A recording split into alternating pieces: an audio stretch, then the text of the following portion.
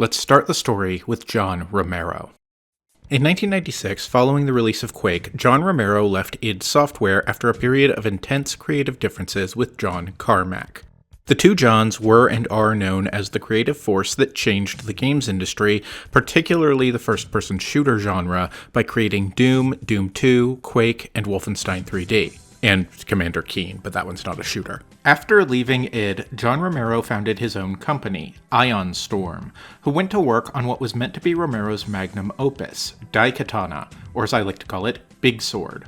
Daikatana's development is legendary, and the story that came out of Ion Storm's Dallas office could only have happened in the era of the dot-com bubble, where unlimited ego, ambition, and budget all swirled together to form into a development hell, most infamously illustrated by the legendary ad for Daikatana, which simply said, "John Romero's about to make you his bitch," in black font on a red background, with the words "suck it down" below.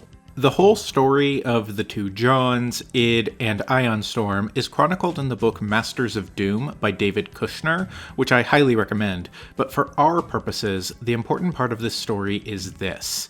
Ion Storm's initial funding came from a $13 million deal with the publisher Eidos in exchange for the company's first 3 games. Due to excessive spending, in less than a year, Ion Storm had already burned through $2 million of that on expensive office renovations alone, not to mention the 80-person staff's salaries and work necessities like computers. With Daikatana already behind schedule for its planned Christmas 1997 release, it was looking like that $13 million was going to run out well before the company could produce 3 games. In addition to this, Mike Wilson, Ion Storm's marketing head, wasn't pleased with the deal because he wanted Ion Storm to become a publisher themselves, a division they'd already termed Ion Strike. And without telling him, Romero had also agreed to give Eidos the options on Ion Storm's next 3 games after the initial 3 in exchange for more cash. Quoting from Masters of Doom, "The faster they burned through the options, the faster they'd get their cash and be on their way to Ion Strike. The time now was to burn." Game development was shorter back in the 90s. An 18-month development cycle was considered long back then, but Ion Storm proper was still only a single team. If they were going to get to Ion Strike, they needed to give Eidos more games. But there was nothing saying Romero's team had to be the ones making those games. The first game Ion Storm would release was the confusingly titled Dominion Storm Over Gift 3. This was an already almost completed real-time strategy game made by another company, Seventh Level, who had lost faith in the project, so Ion Storm acquired it and its lead developer quickly and easily enough. It didn't review well, and it didn't sell well, but that didn't really matter because Ion Storm just needed something to fulfill its contractual obligation to Eidos, and Daikatana was going to be a groundbreaking, genre-defining masterpiece soon enough anyway, planning a release in March of 1998. Daikatana was not released until May of 2000, and everyone hated it. That's only 2 games though, Dominion and Daikatana, and back in 1997, when Ion Strike still seemed to be in the cards, they needed a 3rd game.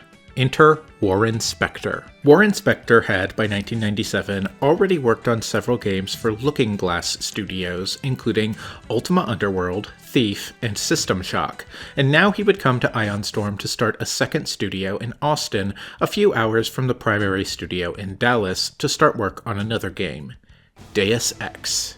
Warren Spector had had the idea for Deus Ex on his mind for years, pitching it twice before under the names Troubleshooter and Junction Point to Origin and Looking Glass, respectively. The original Troubleshooter proposal document describes the concept as, "It's underworld-style first-person action, but this is no fantasy. It's today, the real world. No monsters, no magic, all action." Spector's game was to be an alternative to the kind of game that John Romero and the Dallas studio were working on. Again, quoting from Masters of Doom, "As id popularized what he thought were more mindless first-person shooters, Warren worked on more literary first-person games, which he termed immersive simulations. When Romero's public relations company tried to pull Warren into the fray, however, he was quick to draw a line in the sand. "I will never say the words 'suck it down,'" he told them, "and I don't want to make anyone my bitch." We're going to be the classy part of this company, just get ready for it. The Immersive Simulation, the thinking man's first-person shooter, the classy alternative to Doom or Quake. That's not just how fans talked about Deus Ex, that's how it was always positioned, even internally. Is it really a surprise that this is one of those games that some people get really annoying about? Including me, I'm people.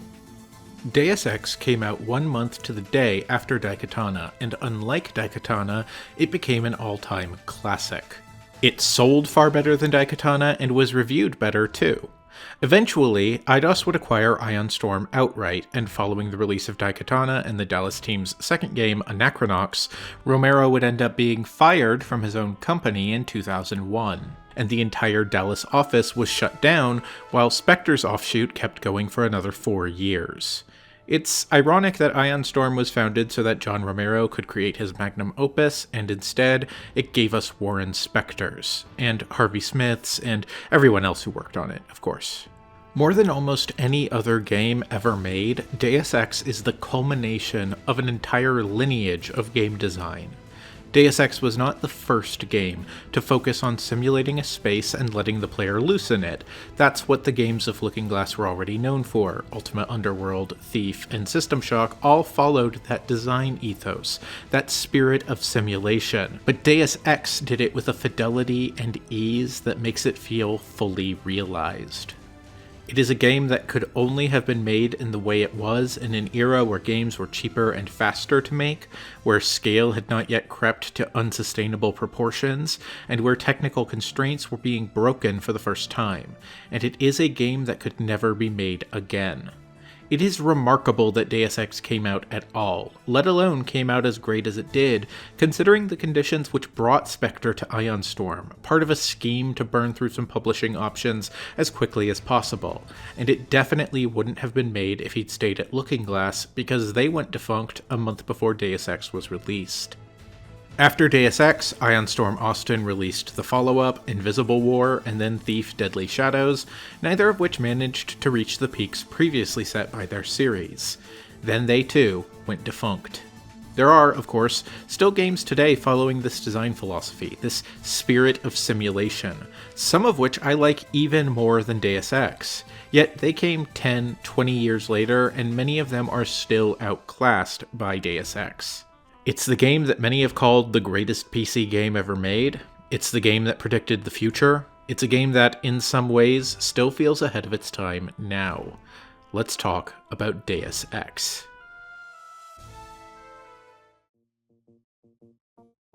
Deus Ex is the story of J.C. Denton, a new agent of UNATCO, the United Nations Anti-Terrorist Coalition.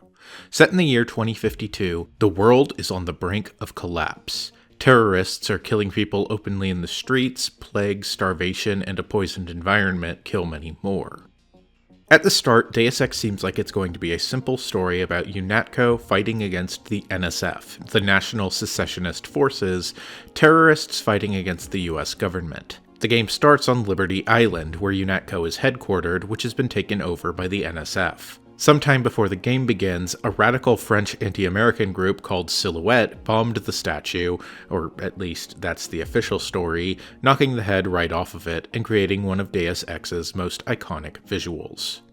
What Deus Ex is really about, though, is creating a world where every conspiracy theory is true.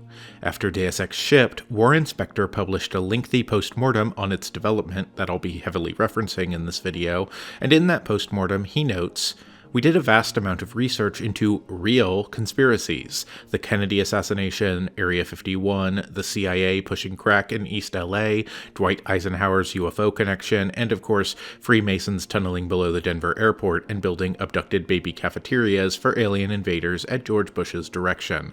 Only a fraction of this stuff ended up in the game, but it gave us a peek into the minds of the conspiracy buffs that was both scary and useful." Or, as the official marketing for the game reads, "If it's in the game, someone, somewhere, believes."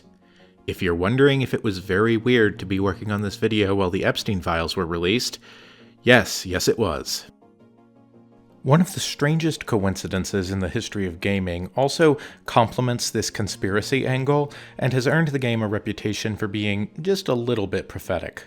The skybox of New York City, seen from the game's first level, Liberty Island, is missing the World Trade Center. Bizarre for a game released a year before 9/11. This is commonly said by fans to be because of some sort of memory limitation. That's the explanation I'd always heard until doing research for this video, but in 2015, Spector clarified during a Reddit AMA that it was in fact just a mistake on the part of an artist that they thought was cool, so they left in. As the game unfolds, it turns out that the NSF aren't the mad dogs you've been led to believe they are. One man's terrorist is another man's freedom fighter, after all.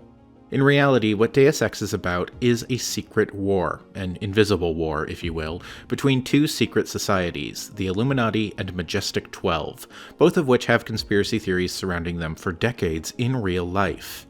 Every group in the game, ones which seem to be completely unrelated on the surface, are under the thumb of one of these organizations. UNATCO is under the direct control of Majestic 12, while many of the NSF's closest allies, like the aforementioned Silhouette, are fronts for the Illuminati. It's up to you to uncover how deep the conspiracy goes and stop those responsible for it by any means necessary. The key word to Deus Ex's gameplay is simulation. On the surface, Deus Ex is a turn-of-the-millennium era first-person shooter with RPG elements. You have a gun. You put experience points into lockpicking. You get quest rewards. You know the kind of game I'm talking about, even if you've never played Deus Ex. The spirit of this game, though, the joy of Deus Ex, is the feeling of being dropped into a real place with a real character, not just a video game level. This is, of course, smoke and mirrors. There are a million tricks Deus Ex does to make it seem like the game is simulating a world far more accurately than a game released in 2000 could, but the effect is what actually matters. A great example of Deus Ex's commitment to simulation is the limb damage system. Unlike a typical RPG, you don't have a single health bar in Deus Ex, rather, you have 6. Each limb, your head, arms, legs, and torso, have their own individual hit points going up to 100. When an enemy hits you in Deus Ex, the game considers where you were hit and decreases the health value for that specific limb. As the health of your arms and head decrease, your accuracy is gradually penalized. If your legs are both broken, you're forced into a slow crawl. If the health of either your head or torso hits 0, you die. This is a very complicated health system, almost certainly inspired by the Fallout games, which an early pitch document for Deus Ex, then under the title Shooter, cites as inspiration, but with a granularity that even the Fallout games didn't have. The effects of limb damage in those games are binary, either your arm is broken or it isn't, no gradual loss of accuracy in between those states. The reason to complicate health this much, the purpose it serves, is in the pursuit of simulation. The world isn't the only thing being simulated, the player character's own body is. It makes it feel a little bit less like JC Denton is a digital action figure, and a little bit more like he's a person. In aggregate, these choices add up to make the game feel remarkably real, even despite its dated graphics. This is why the term Immersive Sim was coined to refer to this kind of game. Masters of Doom refers to Deus Ex and the games of Warren Spector that way, and the Deus Ex Postmortem is littered with the term. It's not just the important things, the gameplay critical things, that the game is simulating, though. Part of what makes Deus Ex special is that the game is simulating things you may never even notice, that you can interact with things you may never think to. One of my favorite things to do in Deus Ex is to play JC Denton as the Wet Bandit. I like to turn every water faucet in the game on and leave it running. Majestic 12's water bill is going to be astronomical. There's no practical reason to do that, but Deus Ex allows me to. It's a sandbox in the truest sense, and it's fun to do something just for my own stupid, chaotic role-playing reasons. In that postmortem, you can also find Warren Spector's rules for role-playing. I want to talk about a few of these that I think really capture what makes Deus Ex so special. First, problems, not puzzles. It's an obstacle course, not a jigsaw puzzle. There should always be more than one way to get past a game obstacle. Always. This is what Deus Ex is most well known for. When you are presented with a challenge in Deus Ex, you can usually figure out your own way around it. That's not just looking for an alternate route that's been accounted for by the game developers, although that is often true of the level design as well.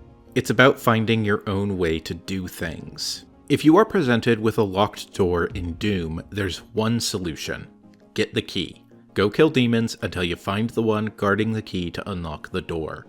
That is, to be clear, perfect for the game that Doom is, but Deus Ex works differently.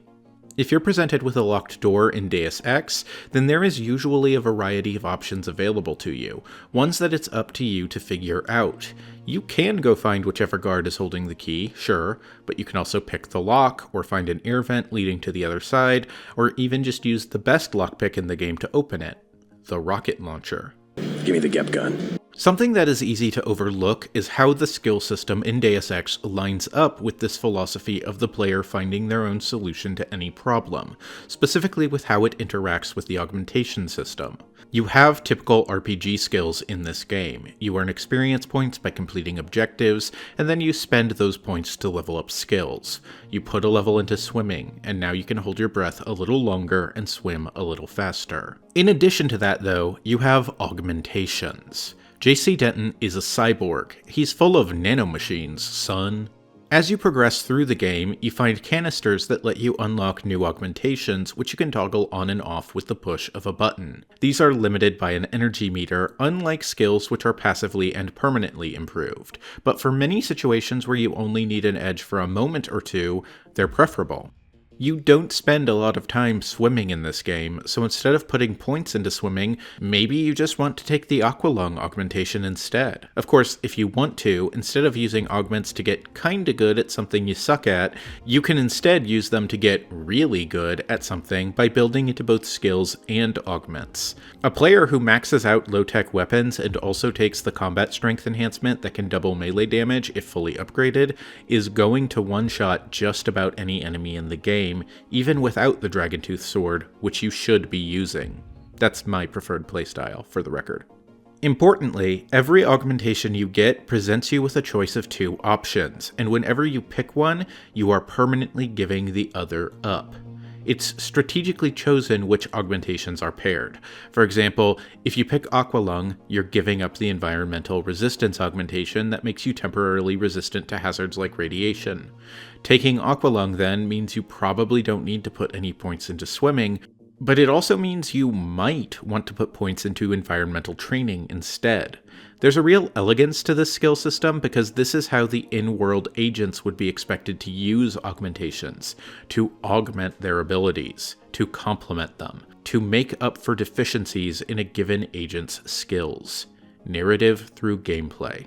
Another key to Deus Ex's philosophy of multiple approaches to any situation is that experience points are awarded based on completing objectives, not based on how you completed those objectives.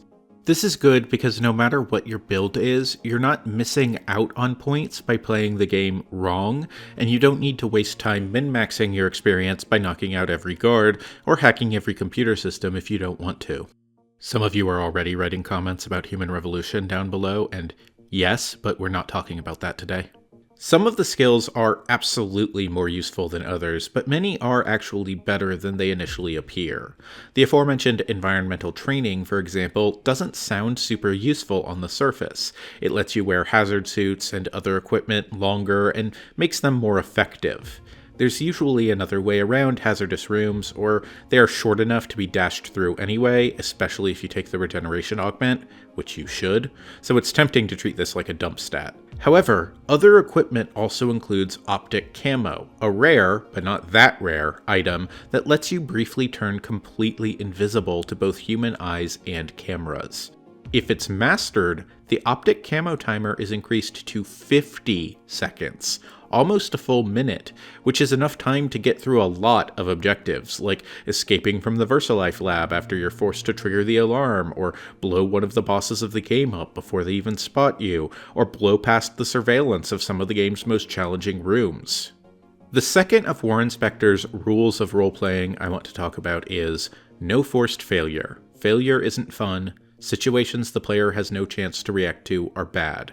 Used sparingly to drive a story forward, okay, don't overuse. This is the key to many of Deus Ex's most iconic moments. For example, at the end of the game, as you arrive at the final level, Area 51, it's very likely you'll end up watching as JC's helicopter pilot, Jock, is killed when a bomb planted by Majestic 12 blows up his copter. This is a pretty big moment because Jock is one of the most prominent characters in the game who's with you from the second mission all the way to the end of the game, arguably JC's closest ally. If you've reached this point in the game, this might seem like that kind of forced failure since there's no way to prevent this by the time you've reached Area 51. However, hours earlier, as you're leaving Morgan Everett's home, there's an engineer near Jock's helicopter you can run into who's acting a bit suspicious. It's easy enough on a first playthrough to not think much of this guy and run along to the next level. Poke around just a little more though, and you can find the body of another engineer hidden behind some crates nearby. If you kill this imposter, Jock will ask you why you did so when you board the helicopter. JC will, in turn, tell him to double-check his systems for any sabotage which the imposter may have performed, at which point Jock will find a bomb. A bomb. Do this, and when you eventually reach Area 51, Jock will be just fine, and the helicopter will make it through unscathed. That's only one example, but it's situations like this which make Deus Ex the rare game that gets more fun the more you play it. The first time I played Deus Ex, I liked it. At this point, I've played through the game something like 6 times, and every time I play through it, my love for the game deepens. Largely because the multiple approaches and different ways the events can play out really start to sing as you experiment more and more with what's possible. That's not to say the story itself actually branches very much, or that you're actually very free to influence the way the game plays out on a macro scale at all. The freedom of Deus Ex is sometimes overstated.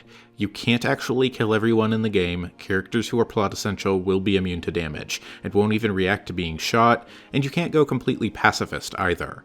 No matter how you play the game, Anna Navarre has to die over the course of the game. No matter what you do, you will play the same levels in the same order, and you will always end up in a climactic confrontation against Bob Page in the depths of Area 51 at the end. The game's structure is actually extremely rigid compared to other RPGs which it's contemporary with, like Fallout 1 and 2. I think it's better to think of Deus Ex as reactive rather than free. While you'll go through the same set of levels and complete the same objectives no matter what, the game checks for a lot of unconventional things you probably won't think to do, which makes it feel like you can do anything. Once again, while it is all smoke and mirrors, the effect is what matters.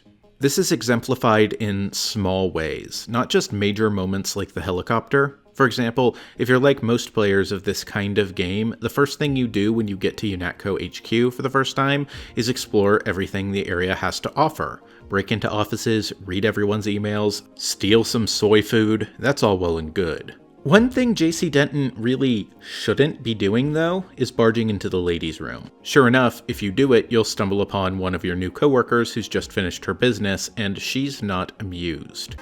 How unprofessional.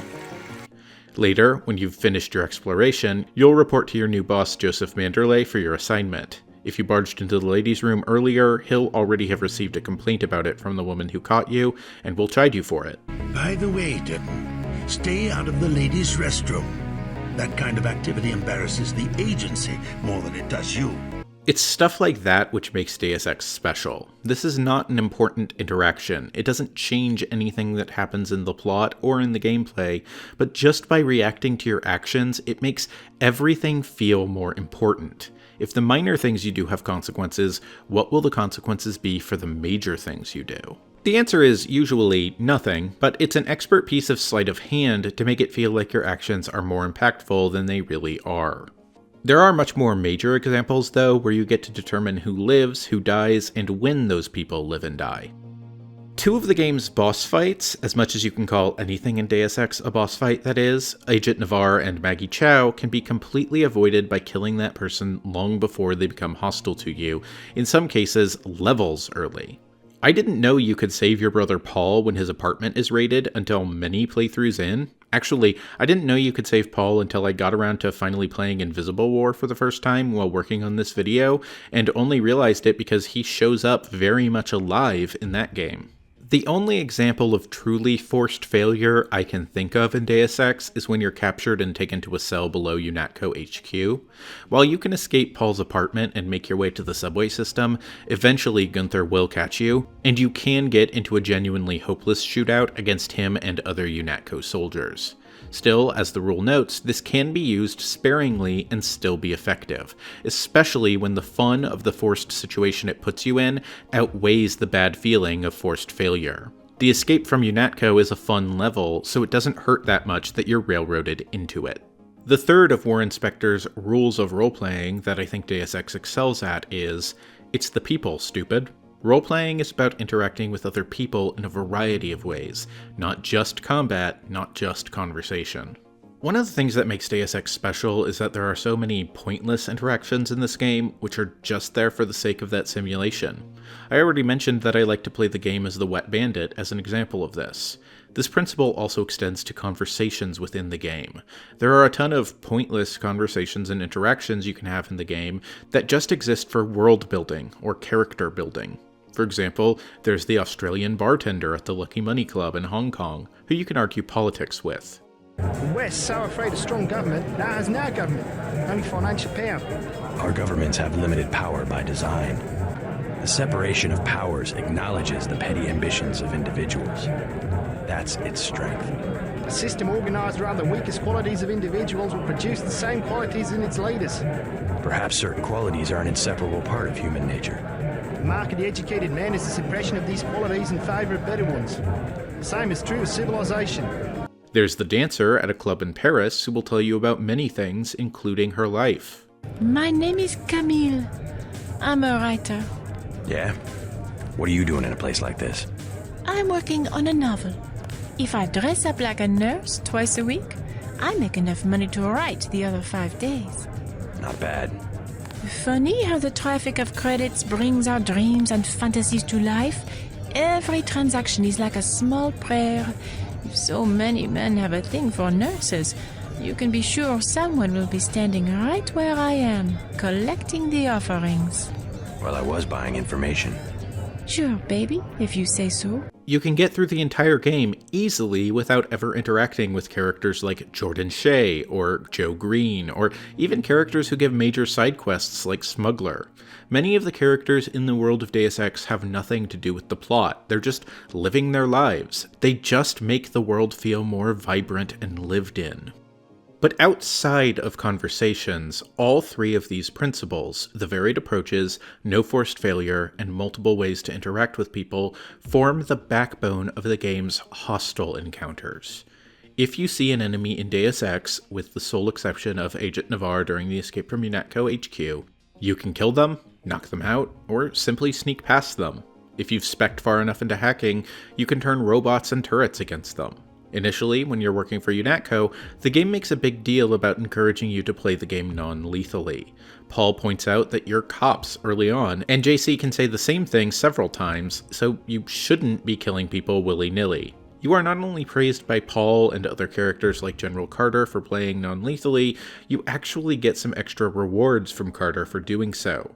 As the game goes on and you start to get more information about the NSF, you'll inevitably realize that you've been on the wrong side of the conflict, and that the terrorists that you've been dogmatically plowing through are actually just normal folks, accountants, mechanics, everyday people who have chosen to fight the oppression secretly enforced by Majestic 12. You get both the carrot and the stick, the incentive to play non-lethally, and the kick in the pants when you realize most of the terrorists you've been killing are just normal people. Did you know the game stops checking if you're playing lethally or non-lethally after the first 3 missions? From the point where you've been captured and have to escape from prison onwards, you can kill everyone you see with no practical consequence, other than people nearby you being terrified, of course. Those first 3 missions make such a point about JC being a cop and how you're not supposed to just kill people, even terrorists, willy-nilly though, that it makes many players want to get through the whole game, or as much of it as possible at least, non-lethally. That's a pretty great magic trick, isn't it? To make your brain read these stiff digital action figures as real people, far after there's any gameplay incentive to keep treating them any differently from how you treat demons in a Doom game.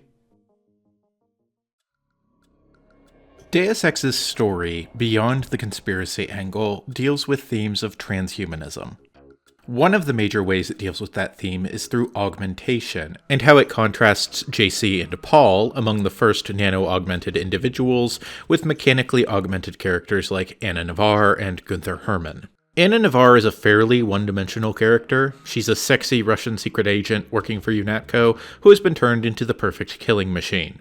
Literally. She is that pinnacle of what I was talking about earlier. The idea of agents using augmentations truly as that, ways to augment their already remarkable skills, and she seems entirely confident in her abilities and secure in her augmented appearance.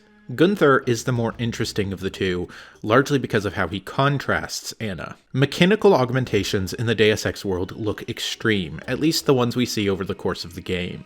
As opposed to Anna, you can find plenty of writing that indicates that Gunther is very self-conscious about his appearance, and now fears and resents what JC and Paul represent, second-generation augmentation technology that is not only much less intrusive, as simple as an injection rather than intense surgery, but retains far more of the user's original appearance than first-generation mechanical augments do. I'm not going to go into much detail about story that was added by the prequels and sequel in this video, but one obscure detail which I do want to highlight that adds to Gunther's character comes from the Deus Ex novel Icarus Effect, which itself serves as the prequel to the prequel, Human Revolution. This establishes that Gunther had already started to receive augmentations as early as 2026 during the first wave of mechanical augmentations, and is in fact a part of the Tyrants, the mercenary team you fight as bosses in Human Revolution. While he's not nearly as augmented in 2026 as we see him in 2052, that means he's been carving pieces of himself away for decades to try to push himself beyond his limits. Many of his earliest augments may now be almost 30 years out of date, and now here comes the new guy, able to do everything he can and more with a simple injection. Gunther is a cautionary tale against being an early adopter. Gunther is a first-generation OG iPhone, and JC has just walked in as the iPhone 17, giving him an existential crisis. Despite those heavy augmentations, and unlike Anna, Gunther also isn't very competent. In the first level, we have to rescue him after he's been captured by the NSF somehow, and while he does manage to capture JC if you make it all the way to Battery Park after escaping Paul's apartment, when you eventually face him down as a boss in Paris, he's as easy to take out as any other generic augmented Majestic 12 soldier. Augmentation is an interesting part of Deus Ex's world, but something hugely important to note is that augmentations are only one of the things which the game is about. They're not even the only way the game explores transhumanism. While JC Denton and nano-augmentation is an important piece of the plot, and tied to the conspiracy, the plot does not revolve around JC and Paul. The creation of new nano-augmented super soldiers is only one of Majestic 12's many fingers in many pies. There's a phrase that has stuck with me for a long time. I was first introduced to it on TV Tropes. I think it actually originates in a Gargoyles comic book of all things. But it goes, all things are true, few things are accurate. That's a great way to describe the charm of Deus Ex. Every conspiracy theory is true, but the details are different in some important ways. The best example of this is the Greys, who appear to be stereotypical Grey aliens. In Deus Ex, the Greys appear in Majestic 12 bases, specifically the VersaLife headquarters and Area 51. Unlike typical depictions of Greys, the Greys in Deus Ex seem to be completely feral.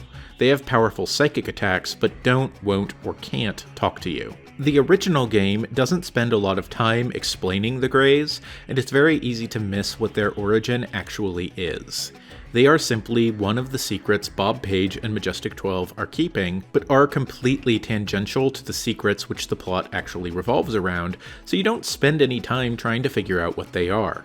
If you really dig, though, there is some interesting lore there. There's a mechanic in Area 51 who tells you that the official line the people on the base have been told is that they got some cells from a UFO crash in Roswell and cloned the Greys from those cells. This is a really interesting explanation, because the reason he posits that they are feral is because they've been held in captivity for their entire lives, trapped within Plato's cave. They may have more advanced brains than anything seen on Earth. If they've lived their entire lives in complete isolation, being studied in cells, separated from technology, language, science, everything that would make them an advanced race, they would be no more socially or scientifically advanced than Neanderthals. You can stop digging there, and it makes perfect sense. That's not the only explanation offered, though. If you hack one of the computers at Area 51, you can find an ancient email between Bob Page and Lucius de Beers, who was the leader of the Illuminati back when Bob Page and Majestic 12 worked as a division of them. In it, Page writes, "I'd like to investigate the possibility of resurrecting the bovine manipulation project with an eye towards recreating the Gray life form. While the project was deemed a failure at the time, it was successful as a propaganda tactic in diverting attention away from actual Dreamland research. With recent advances in genetic science, the Gray life form could be engineered to protect MJ-12 facilities while also serving as a useful bit of meme indirection." In other words, this alternate explanation says that Earth was never visited by aliens, or at least not at Roswell, and not by Greys. The Greys are really just cows who Majestic 12 manipulated into humanoid forms, while experimenting with genetic manipulation that could eventually give humans similar psychic abilities to the ones they exhibit. The project was deemed a failure for whatever reason, but succeeded in misdirecting the public into believing that what Area 51 was keeping secret was aliens, distracting the public from the secrets it was really keeping, like Icarus and the Aquinas Hub. This is almost certainly why the employees at Area 51 are told the Greys were cloned from alien cells found at Roswell. Majestic 12 knows it's impossible to keep secrets between large groups of people. They know there will be information leakage to the public from the guards and engineers and other everyday people necessary to keep a military base running, so they tell those people fake secrets so the hushed conspiracies that reach the world at large won't be the real secrets being kept there. Meme indirection, as the email calls it. It's brilliant. It's worth pointing out that Deus Ex is using the term meme here years before it was a common term and using its original meaning, the transfer of information from person to person, derived from the word gene. This is even a year before Metal Gear Solid 2 would come out and build its own conspiracy thriller around memes and fake news. This lie doesn't totally convince everyone. The same engineer who tells you about the Roswell cells will also point out that he has no way of knowing that story is true. All of this, some of the best characterization around Bob Page and how the Majestic 12 conspiracy actually functions, actually manages to stay a secret, is so hidden that you can play this game dozens of times without ever learning the Grey's true origins. This is all, at most, a tertiary story element that takes a backseat to several other more important plot points. You can play Deus Ex pretty easily without ever getting any explanations for what the Greys are. They can simply be a strange mystery you bump into along the way. That is a huge part of what makes Deus Ex special. The depth does not only come from the mechanical complexity, it comes from the hidden details in the story and world. That is also something which the sequel and prequels lose. Invisible War has some great ideas in it, but they are presented in a much more obvious, rote way. Human Revolution and Mankind Divided narrow their focus so specifically to augmentation that it makes the world feel much smaller. I'll talk more about those games in their own dedicated videos later, though. I don't want all of this praise I'm heaping upon Deus Ex to mislead you on what the experience of playing the game is actually like, though. Deus Ex does have a good story, a great story even, but the way that story is presented is certainly of the time. Pulpy, campy, not bad, but definitely a little silly and a little hard to take seriously. I think the dialogue itself is very good across the board, and some of the voice actors are great. In particular, I like the main villain Bob Page, who I've spent well over a decade convinced was John Delancey and only found out wasn't him while doing this video. Why contain it? Let it spill over into the schools and churches. Let the bodies pile up in the streets. In the end, they'll beg us to save them. But, of course, other voice performances, including the main man J.C. Denton himself, are pretty infamous. My vision is augmented. There is an amateurish quality to much of the voice acting in the game. It does make the game feel very archaic. It adds to the atmosphere sometimes, makes the game feel even more like a fever dream you half remember from falling asleep while watching late-night X-Files reruns. I'm not sure I'd call it good, though. I'd call it great, but probably not good. Deus Ex's presentation may be archaic in some ways, but if you look past that, you find a depth and quality of writing that still stands up with the best stories in the medium. something I would not say about any of the other games in the series.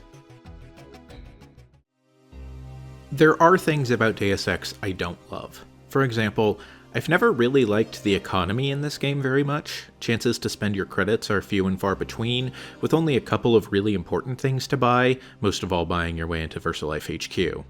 The result is that I'm never that excited to pick up credits in Deus Ex, or to go out of my way to get them. No matter if I'm getting 15 or 500, it feels like I've stopped to pick a penny up off the ground, not the feeling I want getting money in a game to evoke. Compare that to a game like Thief, which Deus Ex is following in the footsteps of. It always feels good to find treasure in Thief, because in a very practical way, you know exactly what you'll be able to turn that treasure into and when. In Deus Ex, money winds up being much more abstract and less useful, and the reward structure of the game less compelling. The biggest problem with Deus Ex, though, is that it falls off significantly in the back half. Deus Ex has 3 levels that I think of as all-time greats: Liberty Island, Hell's Kitchen, and Hong Kong. Liberty Island is a perfect, and I do mean perfect, tutorial level. Hell's Kitchen is a fantastic hub full of interesting characters and points of interest, and Hong Kong also gives you an interesting city to explore, where my favorite moments of the game, like finding the Dragontooth sword, happen. All of that happens in the first half of the game, though. Once you leave Hong Kong about halfway through the game, the rest is a lot of military bases. The Navy base, Vandenberg Air Force Base, the Majestic 12 base, the missile silo, all in the span of 5 missions. Falling off in the back half or back third was a common problem for games of the era, and the games of Looking Glass were not immune to it. While I was working on this video, I played Thief 2 for the first time, partially for context and partially just for fun. Thief 2 came out the same year as Deus Ex, and it is also a great game in its own right, but the bad levels of that game are excruciating. None of these levels are bad by any means. They're all good levels on their own. Pick any 2 of them and put them at the end of the game, and they'd stand out as strongly as anything in the game's first half, but there are so many of them, and they come in such quick succession that they all blur together. What does stand out in the second half of the game is Paris, the third of the city levels in the game, which is under martial law when you go there. Sadly, it's not a hub level like New York and Hong Kong, rather it plays out like a more typical linear level. Not totally linear, you still have multiple paths within each section, but you move from small portion of map to small portion of map, one after the other. The nadir of this level, probably of the entire game, is the catacombs. The catacombs sure do feel like catacombs, confusing and not super fun to traverse. Once you've played enough Deus Ex to memorize their layout, this section is actually pretty short, but the first time you play through it, it is extremely easy to get lost, even if you're looking at a map, and not in a fun way. It is classic maze game level design in a game that is otherwise not doing that. This is still part of the spirit of simulation which the game has, don't get me wrong. If there's a single place on planet Earth that can be compared to a real-life Doom level, it is the Paris catacombs.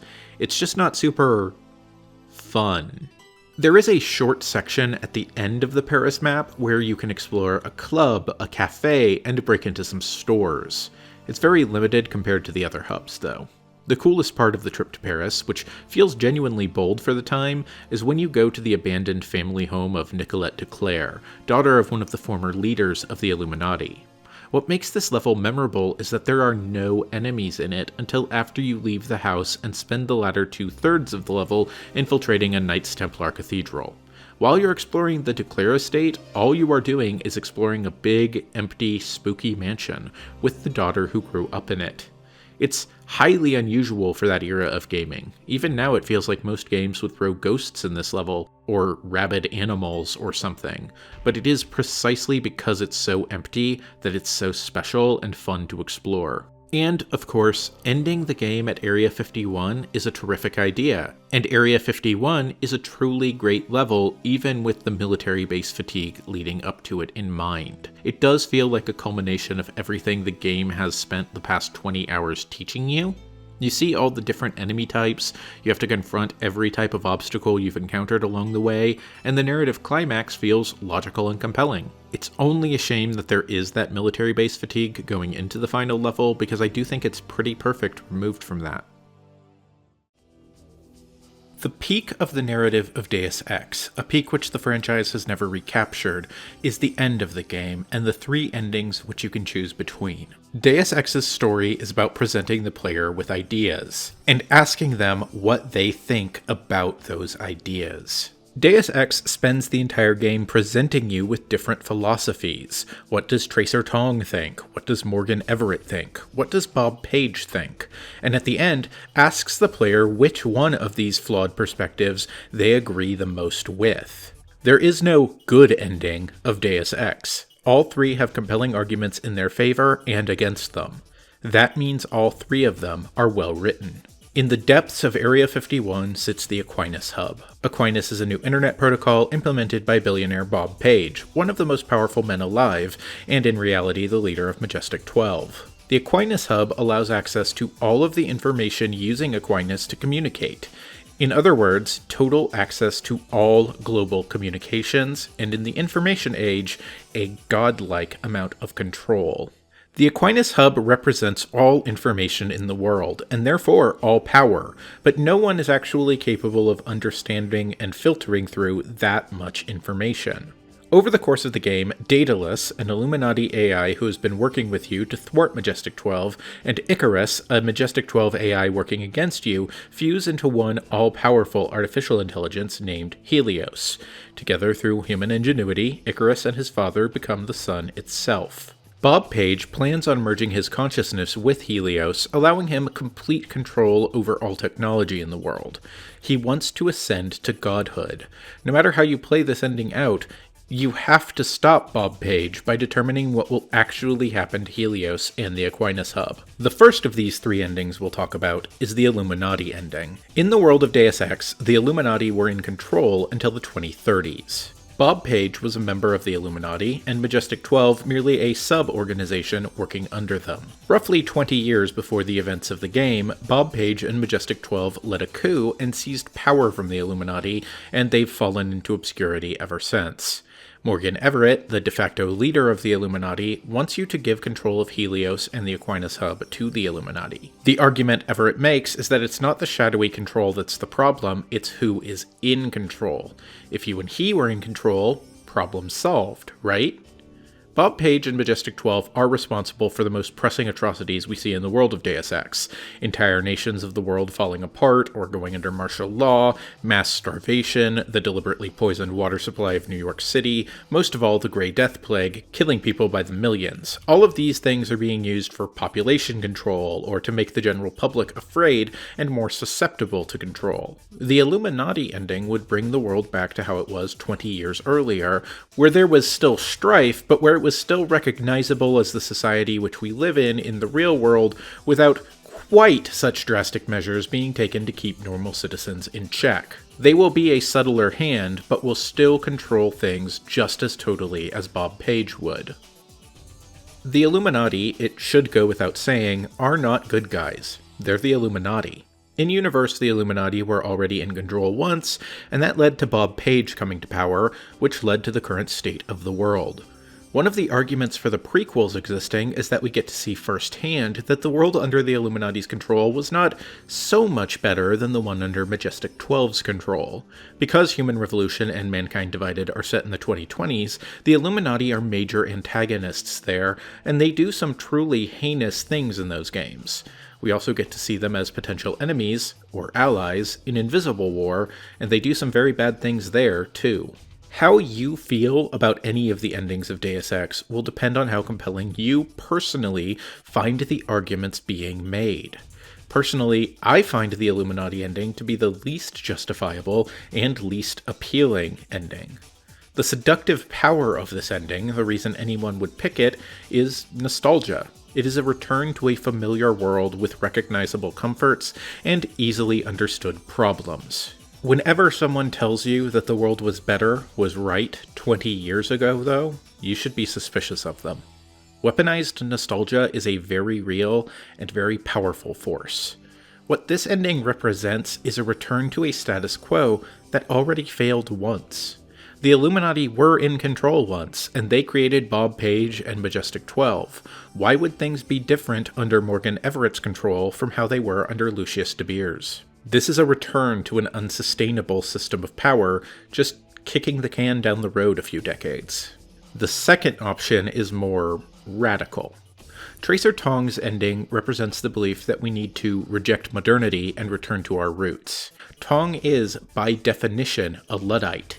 He distrusts and hates modern technology, and believes that Aquinas and Helios are too powerful for anyone to have control over them, and wants you to destroy both. Since global communications are all relying on Aquinas, destroying it would bring down the entire global communication network, and any technology relying on it, sending humanity into a new dark age, an era of city-states and tribes, where power is once again distributed. One which mankind could survive, they've done it before, but one which would hurt many people. It's tempting to say that Tong's ending is a good one, given how far the world of Deus Ex has fallen, and to be clear, it's not a bad ending, one without merit entirely. A new Dark Age might be better for many people than the Illuminati ending. It's certainly more free. However, there are obvious drawbacks. Let's not forget that most of the population at this point is infected with the Grey Death. If you're one of the people with that fatal disease, I'm guessing you probably want a universal constructor capable of making ambrosia, and a global communication network capable of distributing it up and running. Everyone hates modern society, but everyone loves air conditioning. There's a deeper philosophical argument against Tong's vision, though, which is that it's not fundamentally different from what the Illuminati wants. They are both arguing for regression, just on a different scale. The Illuminati want to pull society back 20 years, Tong wants to pull it back 1,000. What's the fundamental difference? We already tried the Dark Ages. A bunch of people died, and it led to this same point. We'll still end up right back where we are, an idea that Invisible War explores. Deus Ex does not view regression as a viable option. A lesser theme running through all of the Deus Ex games is that while technology can cause irreparable harm to the world, the only way to put the genie back in the bottle, so to speak, is to inflict even greater harm. This theme is less obvious in the first game because we don't get to see what the Dark Age ending actually leads to, but put a pin in all of this because it will be a major element of future installments in the franchise. That leaves the third ending, the Helios ending. This is where we really come back to Deus Ex's transhumanist themes. While you will always end up defeating Bob Page at the end of Deus Ex, this is the ending that is ideologically aligned with him. You are still elevating a man into a machine god. The only difference is who the man who gets to be in the machine is. The title of the game, Deus Ex, refers to the phrase Deus Ex Machina. The literary device refers to a story suddenly being resolved by something unforeseen, but the phrase literally means God from the machine. That is what Deus Ex is about, our technology growing beyond our ability to control it. From our machines, a god is made. Earlier, when you visit Morgan Everett's estate, you can find an AI called Morpheus, hidden behind a locked door. Morpheus is a prototype for Daedalus, who in turn became Helios, and you can talk to Morpheus about some of the themes of the game, most of all related to this ending. Listen to these lines specifically. God and the gods were apparitions of observation, judgment, and punishment. Other sentiments toward them were secondary. The human organism always worships. First, it was the gods. Then, it was fame, the observation and judgment of others. Next, it will be the self-aware systems you have built to realize truly omnipresent observation and judgment. The need to be observed and understood was once satisfied by God. Now, you can implement the same functionality with data mining algorithms. The need to be observed and understood was once satisfied by God. Now we can implement the same functionality with data mining algorithms. How chilling. This was not true when Deus Ex was released in 2000. Now though, people who don't even know what an algorithm is talk about the algorithm in daily conversation. You are your data. Everything you do on the internet is watched, cataloged, and fed back to you later. That's why I'm excited to tell you about my friends at NordVPN. No, I'm just kidding. There's no sponsor on this video. The way we talk about the algorithm in common conversation, in 1,000 years, future anthropologists are going to think we worshipped a god called the algorithm. And if you'll allow me to paraphrase a Super Eyepatch Wolf quote, they'll be right. Helios is the god from the machine. He is a personification of the algorithm who will rule the world dispassionately with mathematical precision. What this offers is a surface-level utopia, but one which is enforced through surveillance and absolute control. Is an enforced utopia really a utopia at all? JC merges with Helios in this ending to add a human perspective to that dispassionate rule, but it's left ambiguous how much of JC is actually left once they've merged. We can't know for sure. Even if he is still in control, does it matter? Should JC Denton be the one ruling the world? Should anyone? This is my preferred ending of the three, and I think that probably says something ugly about me. The reason this is my preferred ending is that unlike the Illuminati or Tong endings, this is something new. Where the Illuminati ending represents a nostalgic regression back to 20 years ago, and the Tracer Tong ending represents a radical regression back to a time before mass communication, the Helios ending is a step into an uncertain future. The old systems have failed, and maybe this too will fail, but at least it will fail in new ways. I don't love the implications this ending has for the world, and Invisible War will spell them out as even more horrifying than they first appear. But I think this game argues for the devil you don't know over the devil you do. There is no good ending to Deus Ex, no happy ending for JC Denton and friends. It is doing something more complicated than that, and that's what made it prescient at the time and more relevant than ever now. That's Deus Ex. It's a powerful game, a game that's stayed relevant for a quarter of a century so far, and one which will stay relevant far after this video releases. If you've never played it before, I hope this has spurred you to give it a try, and if you have played it before, well, there's a good chance you've already reinstalled it. I love Deus Ex. It's the best Deus Ex game, though I will tell you about other good Deus Ex games in the future. If you want to hear more about Invisible War, Human Revolution, and Mankind Divided, consider subscribing to the channel so you don't miss those videos when they come out. Special thank you to my YouTube channel members and Patreon subscribers. They've been very patient lately because this video took months longer to produce than I'd expected, so seriously, thank you guys. Chaothic69, Dookie Wave, Rules in Place, Raxarox, Unhealthy Caillou, Sir Darkon, Aurelia 14, Alan Fortes, Schmandolf the Schmay, Kirsten, Captain Swing, Devale, Lieria, Theo D, Dangerous Corpse, Gassan Abanura, Patrizia Frabetti, Sninkelberg, Siggy the 31st, Tsai Voafehi, Dan Luther, Jose Armalas, William, Cabbage, Flora, Alex Smith, Pete Lee, Shiny Emptyhead, That's All, Bell Mage, and Malachi Murphy. Until next time, everyone, take care.